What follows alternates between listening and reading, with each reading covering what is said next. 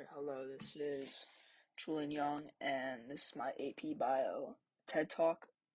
I was given respiratory syncytial virus and vaccinations, also known as RSV. Okay, so a brief history of RSV. The respiratory syncytial virus, RSV, was first identified in chimpanzees in 1956 by John Morris in a laboratory housed at Walter Reed Army Institute of Research in Maryland.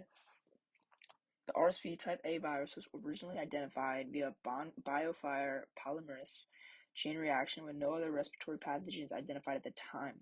Respiratory syncytial virus is extremely prevalent, particularly among children and other adults. It is one of the most common causes of acute lower respiratory infections in children globally, and it also causes a significant burden of severe respiratory diseases in the elderly. In 1960, a formalin inactivated RSV vaccine was developed and tested in young children. However, it failed to protect against infection and instead caused enhanced respiratory disease, or ERD.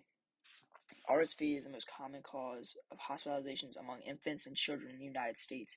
CDC estimates that each year in children younger than 5 years old, RSV is responsible for 1.5 million outpatient clinic visits, 5,200,000 emergency department visits, 58,000 to 80,000 hospitalizations, and 100 to 200 deaths.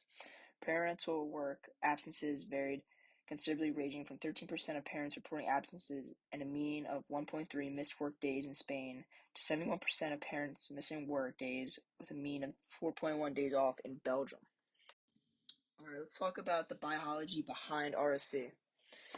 RSV is an enveloped, non-segmented, negative-strand RNA virus in the Paramoxiviridae.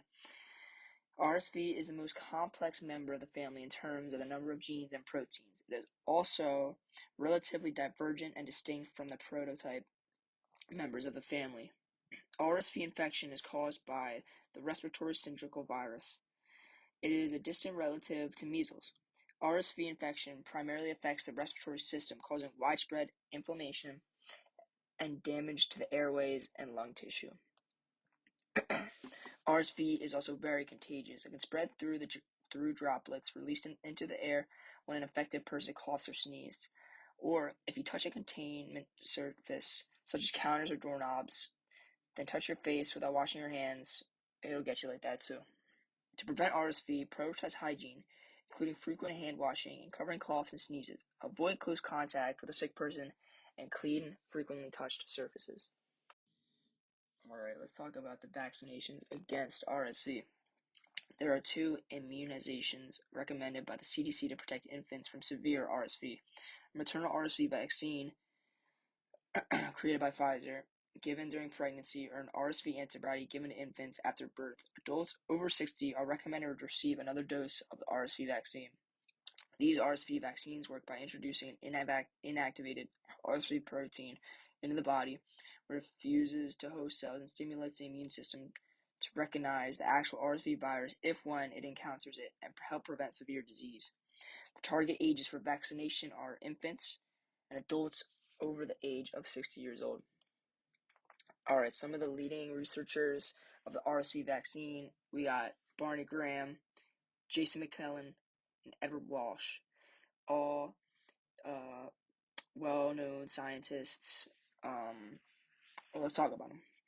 Barney Graham, a former scientist at the U.S. National Institute of Allergy and Infectious Diseases, his work in viral pathogens, genesis, and vaccine development led to a foundational recovery for safe and effective SARS-CoV-2 vaccines and also contributed to the RSV vaccine research.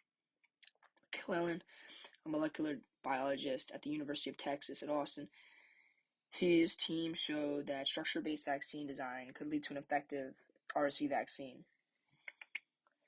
And Walsh, professor of medicine at the University of Rochester Medical Center. He's got a long history of working on viral pathogens and served as the national lead investigator for Pfizer's Phase 3 clinical trial of the RSV vaccine for older adults.